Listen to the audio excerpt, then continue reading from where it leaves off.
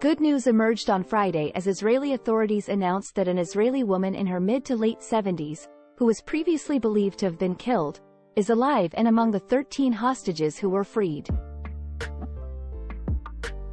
Hanna Katzir was abducted from her home in Kibbutz Nir Oz on October 7, when her husband, Rami, was tragically killed.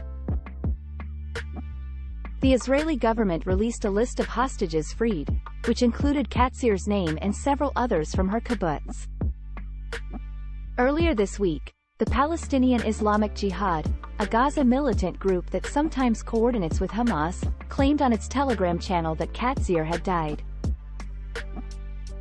They stated that they had intended to release her for humanitarian reasons. But her life was lost due to delays from the enemy.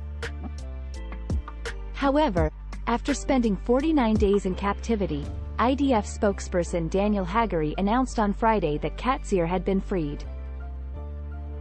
Liat Bel-Summer, a spokeswoman for the Hostages and Missing Families Forum, revealed that Katzir is a mother to 3 children and has 6 grandchildren. Summer described Katzir as a woman with a big heart who always put others before herself. Katzir had worked as a caretaker in the kibbutz for many years. In addition to Katzir, the names of 12 other hostages were released on Friday. At least 5 of them are over 70 years old. Let's take a closer look at their stories. Adina Moshe, 72, and Yafa Adar, 85, were both kidnapped from the same community as Katzir, Kibbutz Nir Oz. A video of Adar being driven into Gaza on a golf cart circulated widely on social media, while her 3 children and grandchildren publicly pleaded for her safe return. Unfortunately, one of Adar's grandchildren who was kidnapped alongside her remains in captivity. Moshe, on the other hand, is now reunited with her 4 children and grandchildren, although her husband Sajid Moshe was killed by Hamas. Hannah Perry, a 79-year-old diabetic woman from Kibbutz Nurum, was kidnapped on the same day as Katzir. Perry has lived and worked at the kibbutz's grocery store since immigrating to Israel from South Africa in the 1960s. She enjoys activities such as Tai Chi, gardening, and taking care of her cat. Tragically, one of her 3 children was kidnapped, and another was killed on the day she was abducted. Ohad Munder, 9, his mother Karen Munder, and his grandmother Ruthie Munder, 78, were visiting their grandparents Ruthie and Avraham in Kibbutz Nir Oz when they were kidnapped.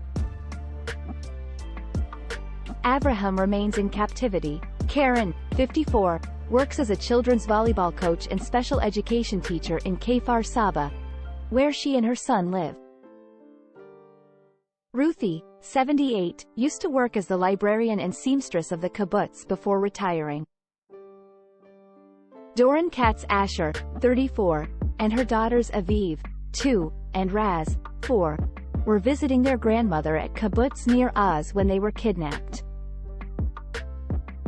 Doron works as an accountant in Ganat Hadar, and her husband Yoni Asher received a distressing call from her informing him that terrorists had entered the home she was hiding in.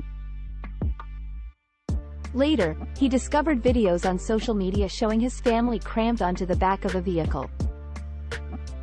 Margaret Moses, 78, is a cancer survivor with diabetes and fibromyalgia. Despite her health conditions, she loves hiking and birdwatching. Moses also enjoys knitting and recently participated in a hat knitting campaign for a neonatal intensive care unit. An avid traveler, she sailed in Norway last summer and plans to visit Mozambique this winter. Lastly, Daniel Alani, 44, and her daughter Amelia Alani, 6, were kidnapped during a vacation to Kibbutz Nir Oz.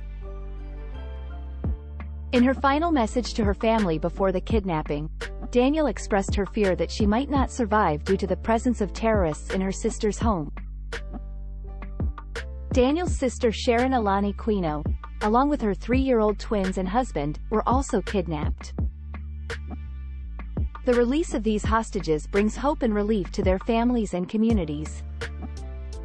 The Israeli government and security forces continue to work tirelessly to ensure the safe return of all those who have been abducted.